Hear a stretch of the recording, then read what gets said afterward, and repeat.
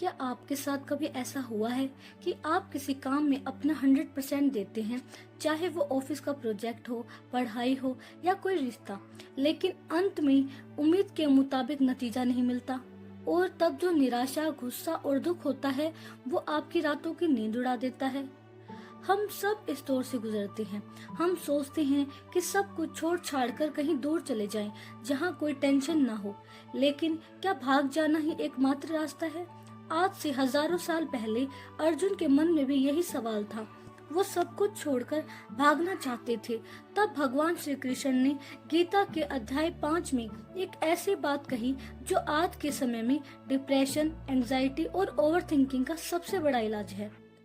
अर्जुन ने श्री कृष्ण से पूछा था कि हे कृष्ण, एक तरफ आप कहते हैं कि सब कुछ छोड़कर सन्यासी बन जाओ और दूसरी तरफ कहते हैं कि युद्ध करो, यानी अपना काम करो। मैं बहुत कंफ्यूज हूँ, असली शांति कहाँ है? आज हम भी तो यही सोचते हैं ना। जब जॉब में बॉस की चिक चिक बढ़ती है या बिजनेस में घाटा होता है तो मन करता है कि भाड़ में जाए ये सब, मैं नौकरी छोड़ रहा हूँ। लेकिन श्री कृष्ण ने बहुत खूबसूरत जवाब दिया। उन्होंने कहा कि कर्मों का त्याग करने से बेहतर है कर्म योग का रास्ता चुनना। आसान शब्दों में कहीं तो काम छोड़कर भागना बहादुरी नहीं है। असली सन्यासी वो नहीं है जो घर बार छोड़कर पहाड़ों पर चला जाए, बल्कि असली सन्यासी वो है जो इस दुनिया में रहकर अपनी सारी जिम्मेदारियां निभाते हुए भी अंदर से शांत रहे। इसी अध्याय में श्री कृष्ण ने एक बहुत ही सुंदर उदाहरण दिया है कमल के पत्ते का। कमल का पत्ता हमेशा पानी के बीच में रहता है, कीचड़ के बीच में रहता है, लेकिन पानी की एक बूंद भी उस पर टिक नहीं पाती। वो पानी में रहकर भी सूखा रहता है। हमारी जिंदगी भी तो इसी कीचड़ और पानी जैसी है। चारों तरफ ऑफिस की राजनीति, घर की परेशानियां, पैसों की तंगी और लोगों के ताने। श्री कृष्ण कहते हैं कि तुम भी इस दुनिया में कमल के पत्ते की तरह रहना। काम पूरा करो, लोगों से मिलो, अपनी ड्यूटी निभाओ, लेकिन किसी भी नकारात्मकता को अपने अंदर मत उतरने दो। जब आप बाहर की सिचुएशन से अंदर से अप्रभावित होने लगते हैं, तब आपकी जिंदगी में असली शांति आती है। इसके साथ ही श्री कृष्ण अध्याय 5 में एक बहुत गहरी बात कहते हैं, जिसे सुनकर अर्जुन भी हैरान रह गए थे। वो कहते हैं कि अज्ञानी लोग ज्ञान यानी सब कुछ छोड़ देना और कर्म यानी काम करना, इन दोनों को अलग अलग मानते हैं। लेकिन जो सच को जानता है वह समझता है कि दोनों का नतीजा एक ही है। इसे आज की लाइफ से जोड़े तो चाहे आप एक सन्यासी की तरह ध्यान लगाकर बैठें या फिर अपने ऑफिस में बैठकर पूरी ईमानदारी बिना किसी स्वार्थ और लालच के अपना काम करें, दोनों ही तरीके आपको भगवान से जोड़ते हैं। इसलिए अपने काम को छोटा मत समझिए। आपकी जो भी आपकी पूजा है, जो इंसान सुख और दुख, जीत और हार दोनों में एक जैसा रहता है, वही असल में मुक्त है। जरा सोचिए, हमारी खुशियाँ कितनी छोटी चीजों पर टिकी है। किसी ने तारीफ कर दी तो हम 7वें आसमान पर पहुंच जाते हैं। किसी ने बुराई कर दी या सोशल मीडिया पर एक खराब कमेंट आ गया तो हमारा पूरा दिन बर्बाद हो जाता है।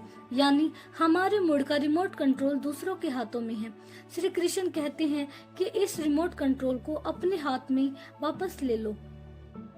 इस अध्याय का सबसे बड़ा लाइफ लेसन यह है कि अपने कर्मों के फल की जीत को छोड़ देना और अपनी अपेक्षाओं को ईश्वर को सौंप देना।